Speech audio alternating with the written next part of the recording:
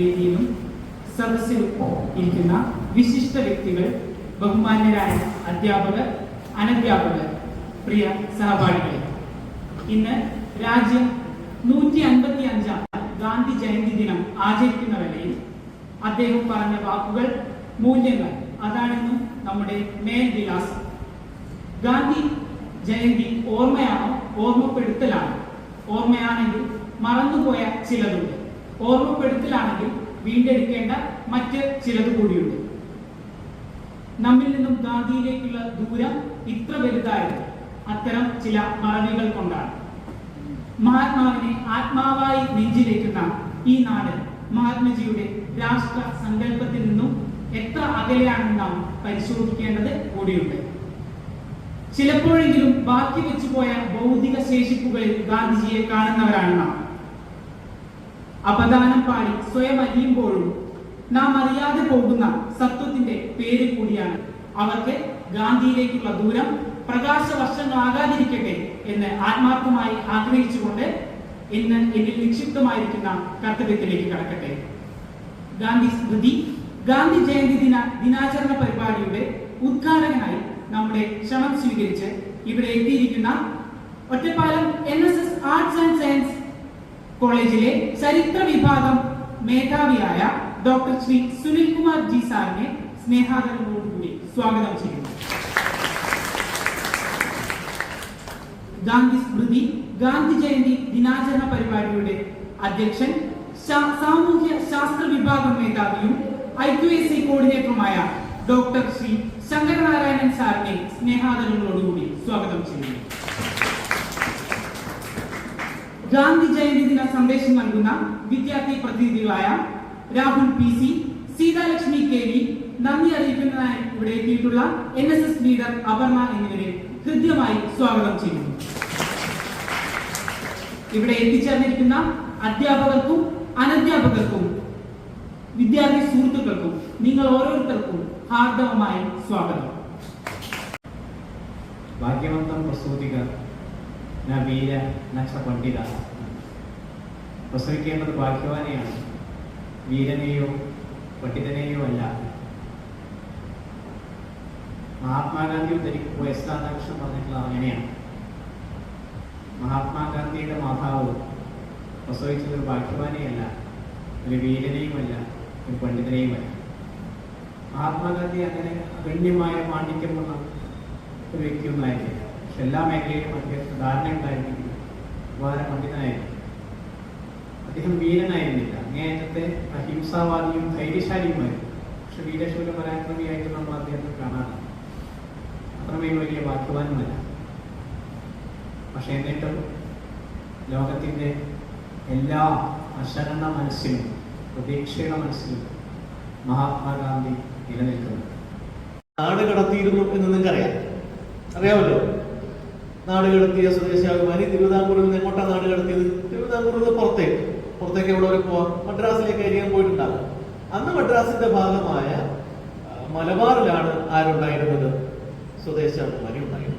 1912-16 കാലഘട്ടം. ഇനി ശ്രദ്ധിക്കേണ്ട ഒരു സംഗതി, ഈ 12-16 കാലഘട്ടത്തിൽ, ഈ നാട് കടത്തപ്പെട്ട കാലഘട്ടത്തിൽ സ്വദേശാഭിമാനി രാമകൃഷ്ണപിള്ള ഒരു മറ്റു കൃതികൾ എഴുതുന്നുണ്ട്. അതിന് മുമ്പ് അദ്ദേഹം എഴുതിയിട്ടുണ്ട്, ഈ പീരീഡിലും എഴുതുന്നുണ്ട്. അദ്ദേഹം നമുക്കറിയാം, അറിയപ്പെടുന്ന പത്രപ്രവർത്തകരും സാമാന്യം നല്ല രാഷ്ട്രീയ ബോധ്യമുള്ള ഒരാളായിരുന്നു എന്നൊക്കെ നമുക്കറിയാം. 12-16 കാലഘട്ടത്തിൽ സ്വദേശാഭിമാനി എഴുതിയത്, ശ്രദ്ധിക്കപ്പെടുന്നത്, ഒരു പറ്റം പ്രമുഖന്മാരുടെ പ്രസിദ്ധരായ ആളുകളുടെ ജീവചരിത്രം, ബയോഗ്രഫി. അതിനകത്ത് ബെഞ്ചമിൻ ഫ്രാങ്ക്ലിൻ ഉണ്ട്, സോക്രട്ടീസ് ഉണ്ട്, കാൾ മാർക്സ് ഉണ്ട്, ഒരാൾ ഗാന്ധിയെ. അത് വളരെ പ്രധാനപ്പെട്ട ഒരു സംഗതിയാണ്. എന്തുകൊണ്ട്?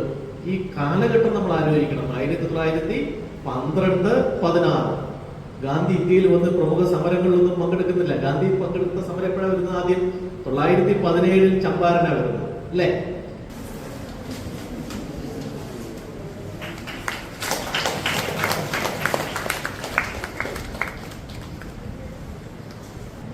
ലോകത്ത് പല രാഷ്ട്ര നേതാക്കളും വിവിധ മേഖലകളിൽ ഓരോ രാഷ്ട്രത്തിന് സംഭാവന ചെയ്ത ആളുകൾ.